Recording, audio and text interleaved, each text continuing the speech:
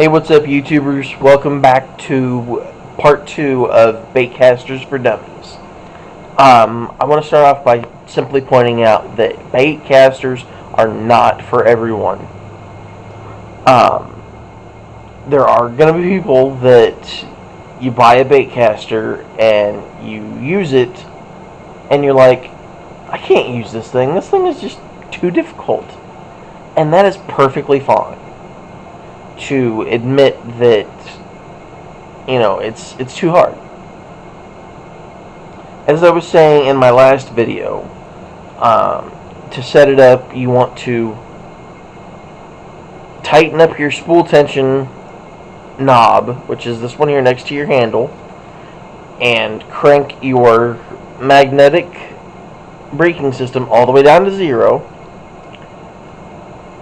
Then disengage or engage your reel, so that way the line starts to slowly drop, and you want to loosen your spool tension until it starts to slowly drop.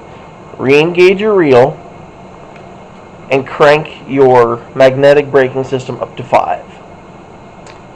Now, everybody that uses a fishing pole wants to do this overhand, like this. Now, if you're left-handed, you want your knobs facing up. If you're right-handed, you want them facing downward. And use a sidearm type of motion. You want to make sure your wrists are flexing like this. Not like this, front and back. I'm going to have to keep this kind of short, but try it. Try out a Baitcaster. The worst thing that'll happen, and I recommend that you use someone else's. Don't go and buy a Baitcaster unless you know for sure that this is the route that you want to go. Borrow someone else's for an afternoon. Play with it, use it, get to know it. And then, if you feel as though it's the route that you want to go, do it. Buy one.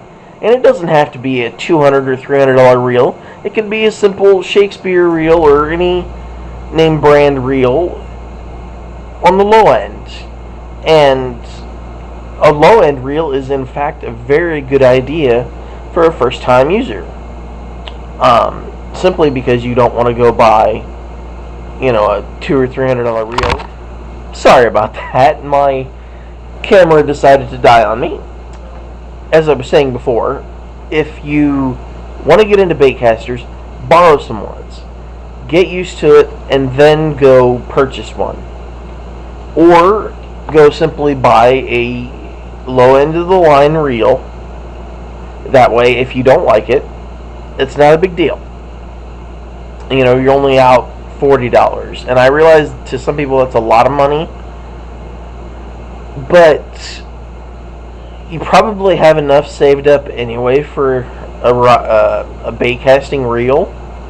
So I'm pretty sure you might be able to afford that if you don't happen to like it. I, however, love this. I've only had it for just a few hours, and I've been playing with it non-stop, inside and outside. I'm trying to think of anything else that I might have missed. But no, just work with your reel, get to know it, and you should have a great time out on the water fishing. And again, like I said before, Baitcasters are not for everyone.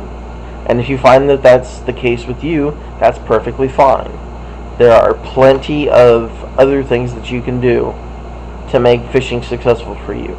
But I just felt that it was time to move up to a Baitcaster. So check out your local sporting goods stores. You can usually buy them for anywhere from $40 on up to $300-400 for a really, really nice Baitcaster. They can come with rod and reel combos, or you can just get the Baitcasters themselves. If you have any questions, feel free to comment in the section below. Email me at lamberson.nathan@gmail.com, and like and subscribe. I hope you guys found this video